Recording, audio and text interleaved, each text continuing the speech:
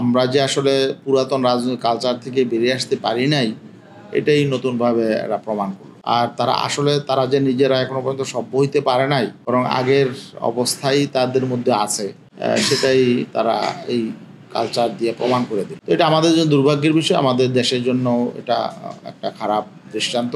আন্তর্জাতিক বিশ্বে আমাদের রাষ্ট্র, আমাদের দেশের ভাবমূর্তি ক্ষুণ্ণ হয়েছে এবং এই কালচার থেকে আমাদের বেরিয়ে আসতে হবে। প্রধান উপদেষ্টা বোর্ড ব্যর্থ আমি এভাবে বলতে চাই না। মূলত এখানে সামগ্রিকভাবে আমাদের ওখানকার যারা দায়িত্বে ছিল, আমাদের এই ওয়াশিংটন মিশনে যারা আছে, তাদের অব্যবস্থাপনা দায়ী। ওরা পর্যাপ্ত নিরাপত্তা ব্যবস্থা এখানে করতে পারে নাই এবং সেভাবে ব্যবস্থাপনাটা করতে পারে নাই।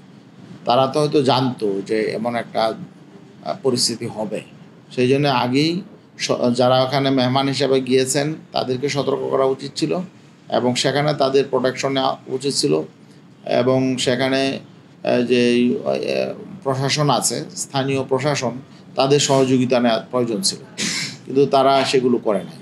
অতএব ব্যর্থতা আমি বলবো যে আমাদের পররাষ্ট্র মন্ত্রণালয়ের দায়িত্বে যারা আছে এবং সেখানে যারা ওয়াশিংটনের মিশনে যারা আছে তাদের ব্যর্থতা। সেটা তো পরিস্থিতি নির্ভর করবে। এখনই তো চট করে বলা যাবে না যে আমরা নির্বাচনে যাবো কি যাবো না, তাই না? আমাদের কাছে যেটা মনে হয়েছে যে কেউ জেলে আছে, ঠিক একই অপরাধ আবার কেউ জেলের বাইরে থেকে ষড়যন্ত্র করছে। মূলত জাতীয় পার্টিকে নিষিদ্ধের দাবিটা এই জন্যই। সেখানে মেনন, ইনু তারা যে অপরাধ করছে, এখানে জিএম কাদের, চুন্নু, এরা তো একই অপরাধ। ওরা জেলে যাবে, এরা বাইরে থেকে গিয়ে ষড়যন্ত্র করবে, এটা তো হয় না।